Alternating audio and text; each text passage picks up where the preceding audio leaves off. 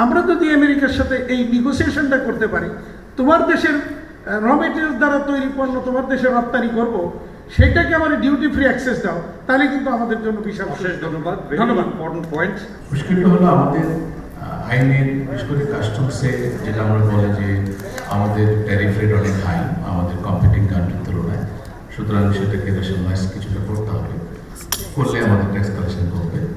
বিশেষ করে ইউএস ট্রেজারির যে ব্যবস্থা, সেখানে আমাদের কিছু কমিটমেন্ট করেছি, আমাদের ডিউটি স্ট্রাকচারটাকে কিছু রেশনালাইজ করতে হবে, সেখানে আমাদের কালেকশন করবে। একইভাবে আমাদের ইনকাম ট্যাক্সের ক্ষেত্রেও আমাদের যে কথাগুলো বললেন যে মিনিমাম ট্যাক্স, জিডিএস রেট এগুলো অনেক হাই, এগুলোকে যদি রেশনালাইজ করতে যাই এখানেও কালেকশন করবে। কালেকশনটা বাড়বে কোথায়? বাড়ানো তো দরকার, দেশ চালানোর জন্য বাড়ানো দরকার। যেমন একটা উষ্মা প্রকাশ করা হয়েছে যে জিডিপি ক্যালকুলেশন ঠিক আছে কিনা, এটা নিয়ে অনেকেই প্রশ্ন করেন।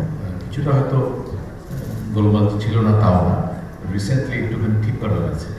কারণ হলো এর আগের ক্যালকুলেশনে আমাদের ট্যাক্স জিডিপি রেশিও বলা হতো 7.1, নতুন জিডিপি ক্যালকুলেশনের পর এখন বলা হচ্ছে 7.4।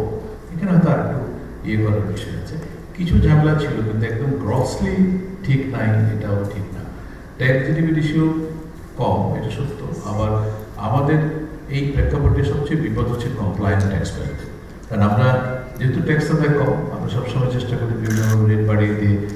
এই জায়গা থেকে যদি আমরা বেরোতে না পারি, তাহলে আমাদের কম্পিটিভ কন্ডিশনগুলো আমরা কম্পিট করতে পারবো না। ট্যাক্স জিডিপি রেশিও কম, এটা আরেকটা বড় কারণ হচ্ছে আমাদের কমপ্লায়েন্স লেভেল খুবই পোর। আমাদের 1,14,00,000 ট্যাক্স পেয়ার আছে। আমাদের সেই 1,14,00,000 ট্যাক্স পেয়ারের মধ্যে মাত্র 45 লাখের মতো রিটার্ন দেয়। এর মধ্যে 2/3 রিটার্ন দেয় জিরো রিটার্ন, যাদের কোনো ইনকাম, ট্যাক্সেবল ইনকাম নেই। আবার 45 লাখ রিটার্ন দেয়, 80 লাখ রিটার্ন দেয় না। যারা রিটার্ন দেয় না তাদেরকে আমরা এভাবে যে ভাই বললেন যে অটোমেশন ছাড়া আমাদের কোনো বিকল্প নেই। আমরা আসলে সেদিকে এগাচ্ছি। আমরা একটা বড় প্রজেক্ট হাতে নিয়েছি অটোমেশনের জন্য। আপনারা একটুখানি টের পাচ্ছেন গত কয়েক মাসে আমরা অটোমেশনটাকে কতটুকু ফোকাস করেছি। ইনকাম ট্যাক্স রিটার্ন সাবমিশনের ক্ষেত্রে আমরা অনেক জায়গায় এবার কম্পালসারি করেছি। আগামী বছর থেকে সম্পূর্ণ সবার জন্য কম্পালসারি হবে, অর্থাৎ আমরা পেপার রিটার্ন নিব না।